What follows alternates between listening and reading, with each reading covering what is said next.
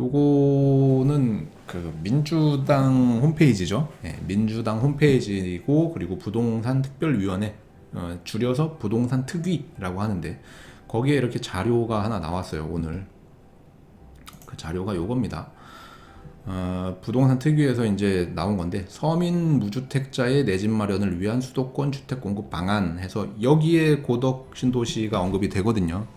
그래서 이제 방송도 만들고 있는 거고, 예. 여기에 보면은 전국적으로 이제 누구나 집 5.0, 예, 버전 업했습니다. 3.0에서 4.0 건너뛰고 바로 5.0으로 올라갔거든요. 그럼 뭐 많이 좋아진 것 같은데, 예, 누구나 집이라는 제도 자체는 괜찮은데 이익 공유에 대해서는 사실 잘 모르겠어요.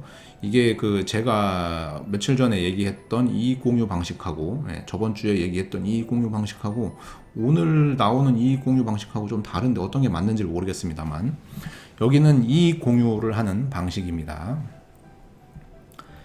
어디 들어가냐가 이제 중요하겠죠. 사업 개요는 보면 안정된 소득원은 있지만 당장 집을 마련할 목돈이 없는 무주택자, 청년, 신혼부부 등이 집값의 6에서 16%를 지급한 후, 요게 중요해요. 6에서 16%가 뭘 의미하는 걸까? 왜 요런 차이를 뒀을까? 10% 정도에 이따 설명드릴게요.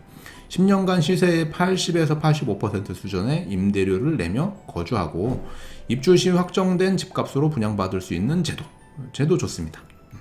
제도는 좋아요.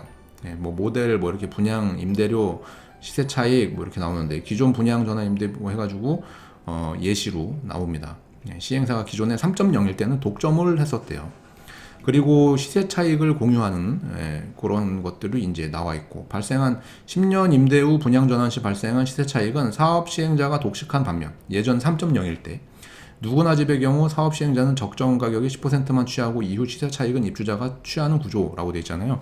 저번에 제가 5대5라고 말씀드렸던 것 같은데, 여기에는 개발 이익의 10%를 취하고 이렇게 되어 있어요. 그러면 나머지 90% 주는 건가? 그거 안 할 이유가 없잖아요. 10% 정도 띄워줄 수 있잖아요. 5대5는 좀 과했는데, 왜냐면 위치들이 뭐 수도권 다 근처이기 때문에. 누구나 집 시범 위치를 보면 인천 검단 들어봤죠. 그리고 여기 인천 검단 여기 다 들어봤던 지역이고, 파주 운정도 많이 들어봤죠. 의왕 초평, 화성 능동, 안산 반월 시화 뭐 요런 데다가 누구나 집을 한대요. 그리고 시화 멀티 테크노밸리 이런 데다가 한대요.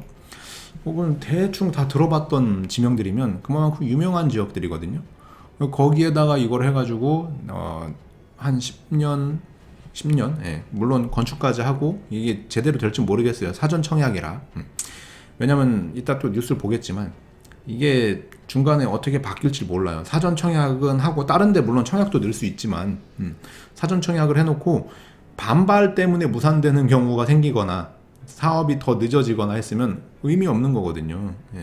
그런 것들이 있긴 한데, 어쨌든 이런 걸 하겠다 이렇게 얘기 나왔고, 취지 자체는 뭐 나쁘지 않다. 나쁘지 않다. 그러고 정도고요. 여기 이제 이기 신도시 유보용지 활용이라고 해가지고 고덕이 나옵니다.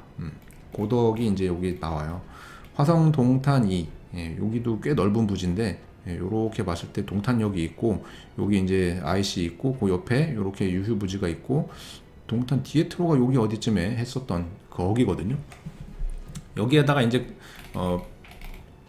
저기를 하는 게 아니고, 요 이제 누구나 집을 하는 게 아니라 주택을 유휴 용지였는데 여기다가 이제 아파트를 짓겠다라는 내용이에요. 양주 화천에다가도 아파트를 짓겠다. 파주 운정 3 여기에다가도 이제 아파트를 짓고, 여기 이제 평택 고덕에다가도 아파트를 짓겠다. 이렇게 나와요. 1752가구.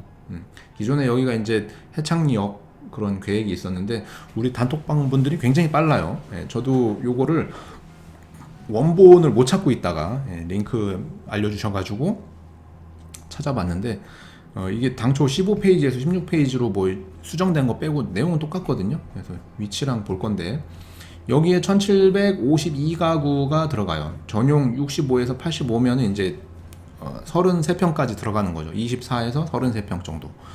그런 가구들로 1752가구면은 굉장히 큰 단지 규모거든요. 굉장히 큰 단지 규모입니다. 안에 이제 뭐 조경이나 뭐 이런 거는 굉장히 잘 돼 있을 거고요. 만약에 하게 되면. 근데 다만 이제 부담은 요 주변 아파트들한테 갑자기 없었던 아파트 단지, 더군다나 대단지가 생기는 거기 때문에 시세에 어떤 영향을 줄지 봐야 된다. 브랜드 만약에 잘 골라가지고 브랜드가 그나마 괜찮은 브랜드가 들어가고 뭐 이러면은 오히려 얘가 이제 대단지 프리미엄으로 가격을 조금 유지하거나 움직일 수 있겠지만 위치가 여기 있는 것도 아니고 여기 생기는 것도 아니고 고덕 내에서도 맨 끄트머리에 있는 거거든요. 여기에. 그래서 위치가 좀 애매하다. 가격을 혼자 대장으로 이끌기가 좀 애매하다. 그런 내용들이 여기 쭉 담겨 있습니다. 뭐 어디에다가 주택을 얼마만큼 뭐 할 예정이다. 예정이다. 이렇게 보면 돼요. 하는지 안 하는지는 이제 나중에 볼 일이고.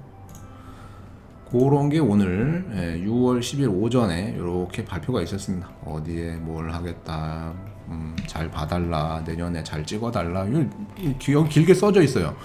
주저리 써 있는데 제가 이제 함축해서 보면은 어디에다 뭘 하겠다, 뭐 내년에 잘 찍어달라, 그 두 줄이에요.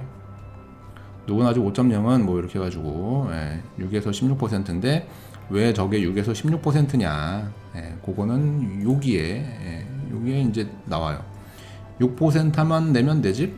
아니죠. 여기 이제 보면은 자, 기존 3.0은 조합원이 최초 분양가의 10%만 내고 임차권과 매수 청구권을 동시에 갖는 식이었다면 펀드 형태의 5.0에서는 이 권리를 따로 분리된다는 얘기다. 5.0에서는 10%를 낼 경우 추후 최초 분양가의 집을 매입할 수 있는 권리만 가질 수 있게 되고 6%를 내면 임대로만 거주할 수 있게 된다. 만약 거주도 하면서 10년 후 최초 분양가로 내 집을 소유하고 싶다면 총 16%를 부담해야 한다.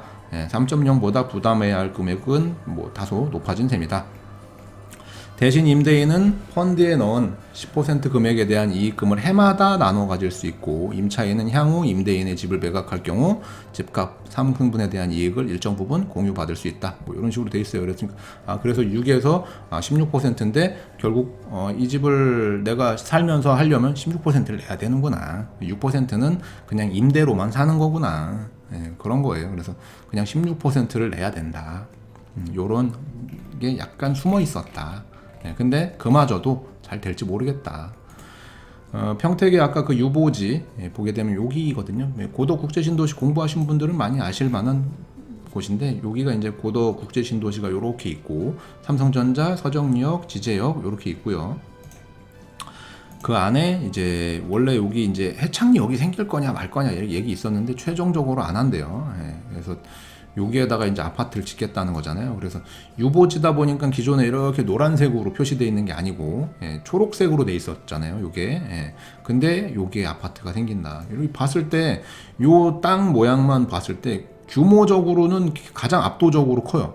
1752세대면은 지금 아마 요 정도? 여기가 아마 1600세대 정도 되거든요. 1600세대 정도 되는데 여기가 1500세대 정도 되고 힐스가 근데 1700세대니까는 그 땅들에 비하면 여기 이런 땅들에 비하면은 더 땅이 넓어 보이잖아요. 중간에 이렇게 공원 부지도 있고 그래서 조경 잘 해놓으면 나름 괜찮을 것 같은데 얘가 생김으로써 주변에 있는 아파트들이 이제 수요 분산으로 인해서 조금 영향이 있겠죠.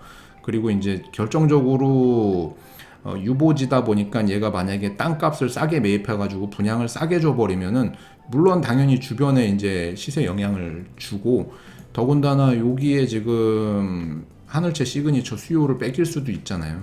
아마 여기에서 이쪽으로 눈을 돌리겠죠. 물론 여기 분상제 지역이고 뭐고 해가지고 실거주하고 뭐 해야겠지만 실거주 뭐까짓 거 하면 되지 뭐 이런 생각으로 해가지고 들어가시는 분들 그런 분들도 있고 해가지고 요 지역은 지금 여기 요 라인들 빼고 이 안쪽 라인은 다 실거주라서요. 전월세 같은 게 없잖아요. 여기 다 실거주거든요. 5년 실거주. 그러니까는 요 지역에서는 부동산을 하면 안 되겠죠. 중개업을 하면 거의 망하겠죠. 할 일이 없으니까 집을 매매할 수 있는 것도 아니고 전월세 줄 수 있는 것도 아니고 여기 가면은 예, 아마 실거주니까 뭐 학원이니 뭐니 미용실이니 뭐 이런 것들 많이 생길 겁니다. 프랜차이즈. 그래서 저도 손님들한테 상가 뭐 고덕 여기 뭐 셋 중에 어디 하냐 그러면은 낮장사 그리고 큰 뭔가 그 인구가 많은 걸 원하면 서정리 쪽으로 가시고 밤장사 그리고 점심 저녁 장사하면은 이제 중심상가 쪽으로 가라고 말씀드리고 동네에서 해야 되는 거 학원 뭐 이런 것들 있죠. 꼭 그 정해진 환경에서 해야 되는 그런 것들 다 상권이 다 틀리거든요. 그런 거는 여기 3단계 쪽으로 가라고 말씀드리고 있어요. 2단계 쪽. 여긴 뭐 학원으로 꽉 찰 것 같아요. 교육의 메카가 될 것 같습니다. 그래서 에듀타운이라고 해놨는지 모르겠는데 아파트 배치, 상가 배치, 학교 배치 이런 것만 봤을 때 이게 다 학원이에요. 그래서 학원 하실 분들은 아마 여기 많이 눈여겨보실 것 같고 그런 거 연락 주세요. 어쨌든